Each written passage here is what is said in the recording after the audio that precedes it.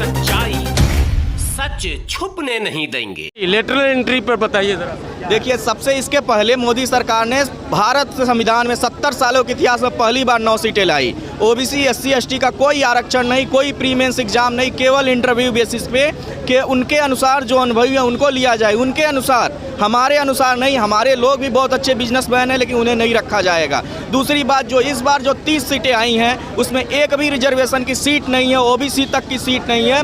यदि कायदे से 50% होता तो 15 सीटें हम लोगों को मिलनी चाहिए, लेकिन मिल कितनी रही हैं? 0 सीटें। और हमारे लिए नुकसानदेह नहीं है, यह सवर्णों के लिए भी नुकसानदेह है जो परीक्षाओं की तैयारी कर रहे हैं। लेकिन सवर्ण का एक भी संगठन अभी तक इसके विरोध में नहीं आया है, एक भी पोस्ट नहीं लिख रहा, क्योंकि उसको पता है कि जो जंगल काटने वाली लाठी है ना, उसकी जाति के हैं। एक सवाल करूं उस्ताद, हम कभी राज्यसभा में अंतिम दिन कानून मंत्री ने अपने संबोधन में कहा कि आरक्षण का लाभ केवल हिंदू, दलित, सिख और बौद्धिस्ट को मिलेगा। अगर किसी ने इस्लाम या ईसाईयत कबूल कर लिया तो उसे आरक्षण के लाभ से वंचित कर दिया जाएगा। आपको नहीं लगता कि आपको हिंदू धर्म में या अन्य धर्मों में बांध कर रखा जा रहा? धार्मिक स्वतंत्रता समाप्त नहीं हो रही यहाँ?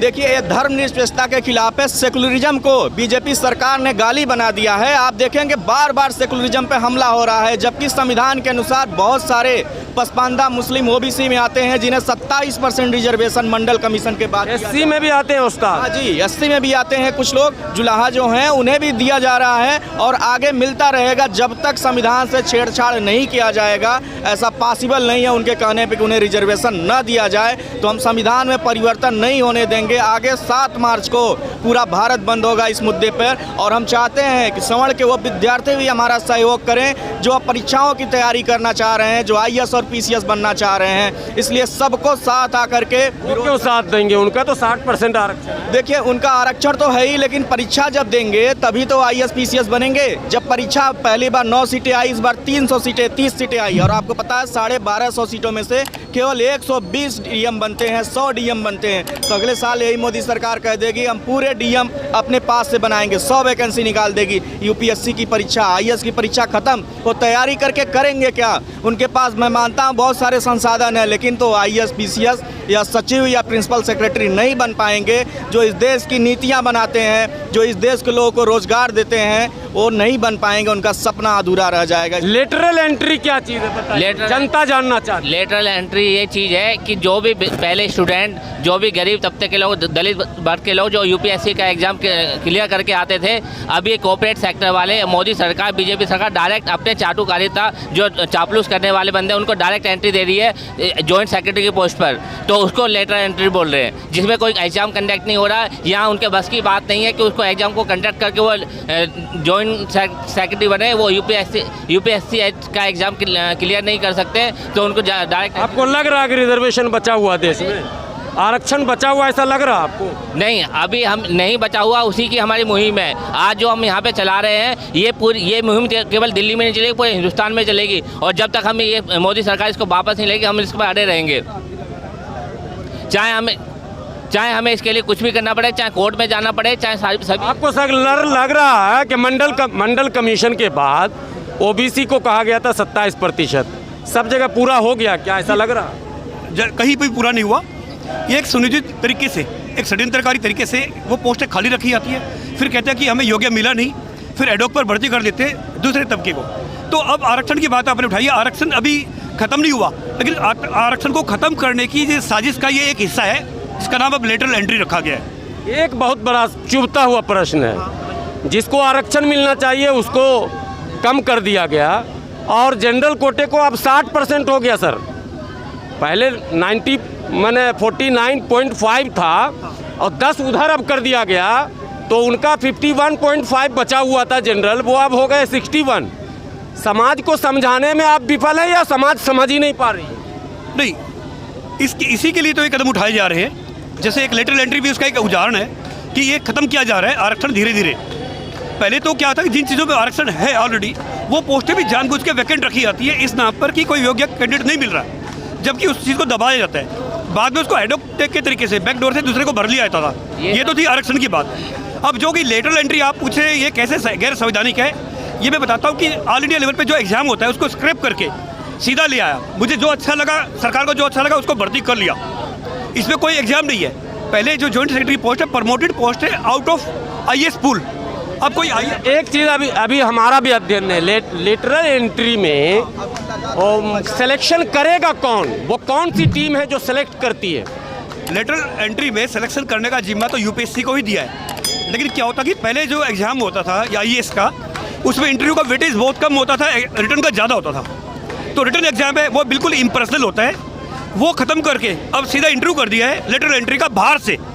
उसमें लिखा हुआ साफ साफ कि उसमें कोई गवर्नमेंट, सेंट्रल गवर्नमेंट का कोई वो नहीं होगा एम्प्लॉय, कोई आईएएस का पुल नहीं होगा जॉइंट सेक्रेटरी की पोस्ट के लिए। लेटरल एंट्री में सीधा बाहर कॉर्पोरेट सेक्टर से उठाए जाएंगे लोग। वो कौन होंगे? आपने पहले एग्जाम्पल देख लिया, 9 लोगों में कोई भी वो नहीं है। तो मेरे को कोई अच्छा लगा, मैंने भर्ती किया। तो ये बेसिकली एक उठारा आता है हमारे संविधान पर, हमारे फंडामेंटल राइट्स पर।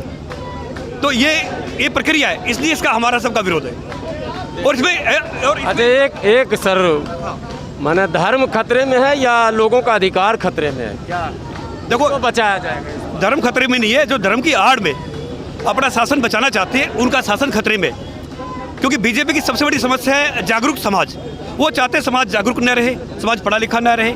और उसको जब जब कोई ये फेलियर इनका आता है, चाहे चाइना को लेके हो, चाहे इकोनॉमिक फेलियर को लेके, इकोनॉमिक फेलियर कोविड से पहले हो चुका था, उससे ध्यान भटकाने के लिए ये धर्म के मुद्दे को ले आते हैं ताकि धर्म की आड़ में अपने आप को बचाया जा सके। और जो भी आवाज़ उठाता है उसको अधर्मी बोल देते हैं। कोविड तो तबलीगी जमात वालों ने फैला दिया था, आरक्षण कौन छीन रहा है? नहीं, एक पहली बात तो ये गलत है आपका है कहना, सरकारी भाषा बोल रहा हूँ मैं। हाँ, ये गलत है कि जमात वालों ने फैला था। कोविड का प्रारूप, कोविड के लक्षण पहले आने शुरू हो गए थे। कोविड आया कैसे? एयरपोर्ट के जरिए। एयरपोर्ट किसके पास है? वहाँ कोई प्रिकॉशन रखा नहीं गया, क्योंकि मोदी विजय था ट्रंप का स्वागत करने पे, दीवार खड़ी करने पे। तो अहमदाबाद में नमस्ते ट्रंप पे, तो सारा ध्यान सरकार का प्रिकॉशन पर न होके उधर था। तो लेकिन हमारे आर्थिक हालात कोविड से पहले ही ख़राब हो चुके थे। उनसे बचने के लिए, उनसे डाइवर्ट करने के लिए पब्लिक का ध्यान ये चीज़ें लाई जा रही है, चाहे वो किसान बिल हो या ये लेटरल एंट्री हो, ताकि लोग बटे रहे, आपस में वो रहे। तो यही इनकी चाल है, यही इनकी साजिश है, इनके खिलाफ है। और रही बात, एक बात और मैं बताना चाहता हूँ कि लोगों के मिसकंसेप्शन है कि सिर्फ दलित लोग इसके खिलाफ है। मैं जैन कम्युनिटी से हूँ, मैं भी इसके खिलाफ हूँ। जो भी पढ़ा लिखा, एक बार और बोलिए आप। देखिए, एक ये परसेप्शन फैलाया जा रहा है जैन कम्युनिटी, मेरा रमेश कुमार जैन मेरा नाम। अमित शाह जी के कम्युनिटी नहीं, वो भी तो जैन, वो भी तो जैन। देखो, मैं उसकी कोई कम्युनिटी नहीं है। जो एक क्रिमिनल की कोई कम्युनिटी, उसकी क्रिमिनल की कम्युनिटी हो सकती है।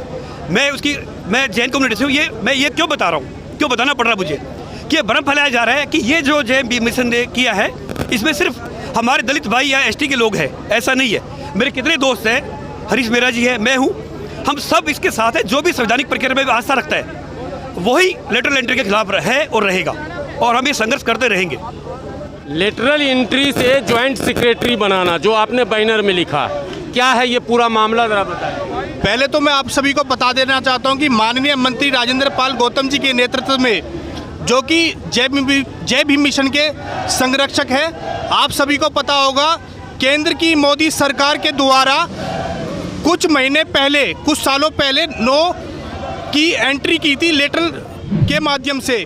आज 30 की वैकेंसी और निकाली गई है, जिसके अंतर्गत सीधे तौर पे बिना यूपीएससी के, बिना आईएएस के डायरेक्ट एंट्री की जा रही है।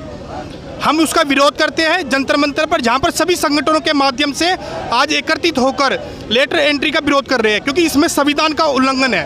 क्या संवैधानिक प्रक्रिया यही है कि यूपीएससी के बगैर कोई जॉइंट सेक्रेटरी नहीं बन सकता है? कैसे आप प्रूफ करेंगे संवैधानिक शब्दों में? मैं आपको बता देना चाहता हूं, मैं एडवोकेट हूं। आज सारे के सारे जहां पर एडवोकेट एकत्रित है, बिना संविधान के डायरेक्ट कोई भी जॉइंट सेक्रेटरी नहीं बन सकता। परंतु जब से मोदी सरकार आई है केंद्र के अंदर, जब से ही उन्होंने तानाशाही फैला रखी है, हम उसका विरोध करते हैं, दिल्ली का सभी एडवोकेट। लेकिन ये बात अभी जनता को कैसे समझ में आएगी कि लेटरल एंट्री से जो लोगों को लिया जा रहा है ये असंवैधानिक है? प्रूफ कैसे करेंगे? ये मैं आपको बता देना चाहता हूँ, साफ सुथरे शब्दों में बाबा साहब के संविधान में लिखा हुआ है, यूपीएससी की जब आईएएस कोई बनता है यूपीएससी के द्वारा बनता है। किसी भी जॉइंट सेक्रेटरी जब नियुक्त किया जाता है तो कम से कम 25 साल 30 साल लगते हैं एक आईएएस बनने के बाद जॉइंट सेक्रेटरी। ये तो अनुभव की बात हो गई है। मैं संवैधानिक शब्दों में ये जानना चाहता हूँ। सर आप सर बताएं। हाँ, इसमें क्या है, देखिए ऑल इंडिया लेवल पे आईएएस का पेपर होता है, यूपीएससी कंडक्ट करती है, जो कि संवैधानिक संस्था है। उसमें आईएएस का जो पूल होता है, जो पेपर दे के आए होते हैं, दूर दराज से आए होते हैं, पिछड़े लोग होते हैं, माइनॉरिटी के लोग भी होते हैं, एससी एसटी के लोग भी होते हैं, वो पेपर देकर आए होते हैं। उसमें जब वो प्रमोट की बात आती है, joint secretary post promoted post है, जो उस आईएएस के पूल से यूपीएससी देकर आए होते हैं, जो बनते हैं जॉइंट सेक्रेटरी, अब उस सिस्टम को ख़त्म करके सीधे कॉर्पोरेट सेक्टर से लोग उठाए जा रहे हैं। इसमें क्या है कि ये जो लेटरल एंट्री है, ये एंटी एससी है, एंटी एसटी है, एंटी माइनॉरिटी है, एंटी ओबीसी है। 10% सवर्णों को रिजर्वेशन क्या संवैधानिक था? नहीं, आपने विरोध किया? उसका भी किया था, लेकिन क्या है कि इसमें ये उससे अलग है। पूरे देश में सन्नाटा छाया रहा, कहीं विरोध नहीं हुआ साहब, एक एक करके संविधान मिटाया जा रहा। अब आप लोग आ रहे हैं तो प्रूफ नहीं कर पा रहे हैं। प्रूफ कीजिए पूरा अनुच्छेद के साथ कि आखिर कैसे सरकार गलत कर रही है। सरकार दावा कर रही है कि हम सब कुछ संविधान के दायरे में कर रहे हैं। सरकार का दावा बिल्कुल झूठा है, गलत है। ये एक्चुअली ये क्या कि मनुवादीकरण कर रही है हायर पोस्टों का। ये कॉर्पोरेटाइज का एक वो ला रही है हायर पोस्टों के अंदर, ताकि कॉर्पोरेट के पपट्स सीधे भर्ती की जा सके।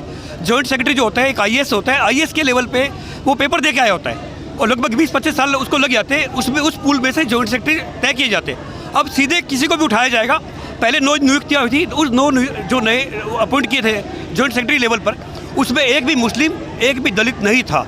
तो यह एक ऑल इंडिया करेक्टर है जो पूरी कम्युनिटी का, उसको एक ख़त्म कर रही है। मुस्लिम और दलित को अलग क्यों कर रहे हैं आप? नहीं, मुस्लिम और दलित को अलग नहीं कर रहे हम उस सब में ले रहे हैं। ये बिल्कुल ही कैटेगराइजेशन सिस्टमेटिकली एक श्रवण को आगे लाने का हुआ है, और कॉर्पोरेट सेक्टर का और श्रवण का दबदबा रहे इन पोस्टों पर, क्योंकि ब्यूरोक्रेसी का ये पॉलिटिकलाइजेशन है, ब्यूरोक्रेसी का ये मनुवादीकरण है, मैं ये कहूँगा। तो ये इसलिए असंवैधानिक है, गैर संवैधानिक है, क्योंकि पूरा प्रोसीजर को आप स्क्रैप करके सीधा लेटरल एंट्री में ला रहे हो इतनी क्रूशियल पोस्ट पर। क्योंकि अब जो पेपर देकर आता है, दूर दूर के इलाकों से आते हैं, गरीब घर का भी आता है, किसी भी जाति का हो, वो पेपर देकर आता है। कितना टफ है, सबसे टफ एग्जाम है इंडिया में यूपीएससी। आप लोग कोर्ट जाएंगे अगर सरकार नहीं मानेगी तो? कोर्ट का रास्ता एक अलग है, लेकिन डॉक्टर राममनोहर लोहिया ने कहा था, जब सड़कें सुनी हो जाती है तो संसद आवारा हो जाती है। इसलिए ये रास्ता भी हमारा जरूरी है। दोनों रास्ते हैं हम पे, ये दोनों में कोई कॉन्ट्राडिक्शन नहीं है। 5 लाख किसान का सरकार नहीं सुन रही है, तो 500 आप लोगों का कैसे सुने? सरकार का किसानों का भी सुन रही है कि अगर किसानों का बिल्कुल नहीं सुन रही होती तो इतने दौर वार्ता के कैसे हुए। उनका सुन रही है, लेकिन कंपल्सन है। और अभी with in NDA government, with in BJP भी एक आपस में रिफ्ट है, इनमें सुनना पड़ेगा। अगर सरकार नोटिस नहीं लेती है तो क्या होगा? आप सभी को मैं बता देना चाहता हूँ, आज जंतर मंतर पे काफ़ी संगठन एकजुट हुए, एकत्रित हुए हैं। यदि मान लो, यदि आज हम सारे कम से कम आपने बताया हज़ारों की तादाद में हम एकत्रित हैं, हर कोने में हर जगह हम एकत्रित हो गए, एकजुट हो गए और लेटर का विरोध करेंगे, जो कि मोदी सरकार के द्वारा बार बार तानाशाही चलाई जा रही है। कभी किसानों को लेकर, कभी यहाँ पर जॉइंट सेक्रेटरी की नियुक्ति जो तानाशाही के रूप में देखी गई है।